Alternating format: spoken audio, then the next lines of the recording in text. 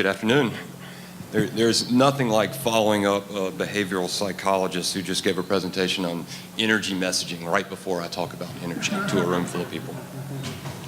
I thank Drew also for virtually ensuring that I follow in the footsteps of that Fox News commentator when I start talking about wind power and job creation. So first, I'd just like to thank everyone for being here to celebrate these first 25 years of the Coastal Conservation League. This has been an amazing gathering.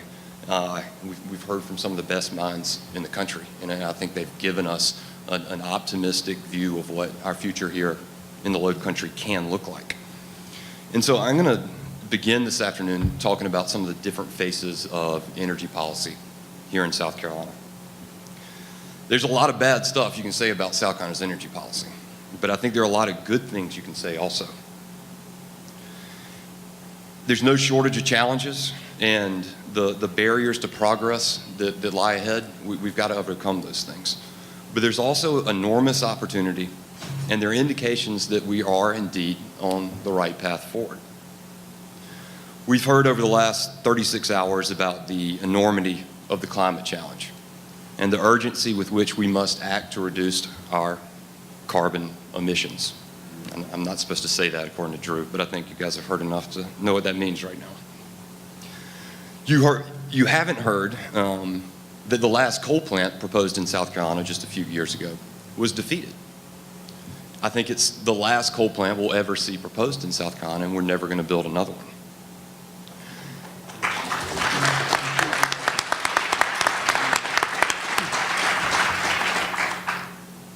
You also have not heard that every unscrubbed coal plant in South Carolina is scheduled for retirement over the coming few years. I think that's amazing for a state like South Carolina. I do think it bodes well for the future of this region. It's been made clear that energy efficiency is a critical component of reducing our carbon emissions. But you haven't been told that our legislature over the last few years has twice increased the efficiency requirements on buildings across the state. You haven't been told that South Carolina recently moved from 46th nationally in energy efficiency to 40th. So at least we're doing better than healthcare and education and employment now on energy. I doubt you're aware that one of our state's investor-owned utilities, Duke Energy, is leading the Southeast on energy efficiency achievements, and that our electric cooperatives are putting together a national model on energy efficiency to retrofit low-income housing in their service territories. But like I said at the beginning, it isn't all roses here in South Carolina. The primary driver of new solar investments across the country has been a financing mechanism called solar leasing.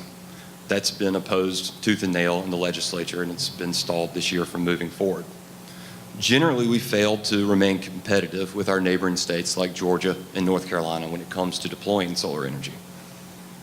We possess the second largest offshore wind resource on the East Coast, yet we've not put together a roadmap for how we're going to tap into that and take advantage of it.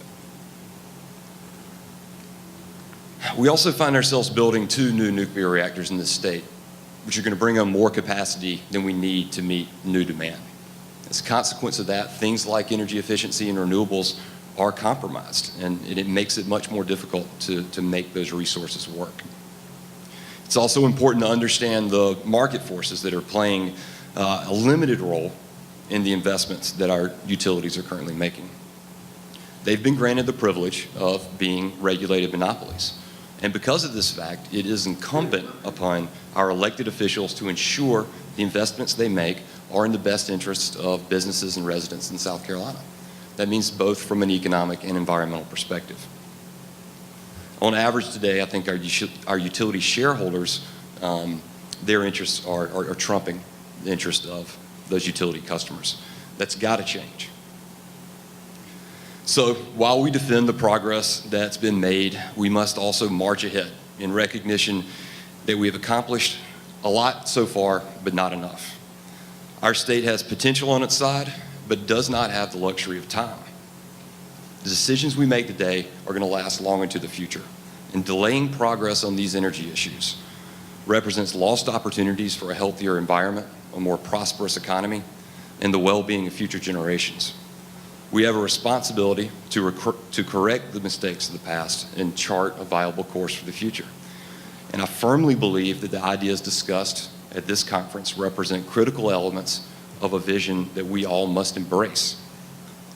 And that's a vision that I think is a worthy endeavor for the next 25 years of the Coastal Conservation League. Thank you.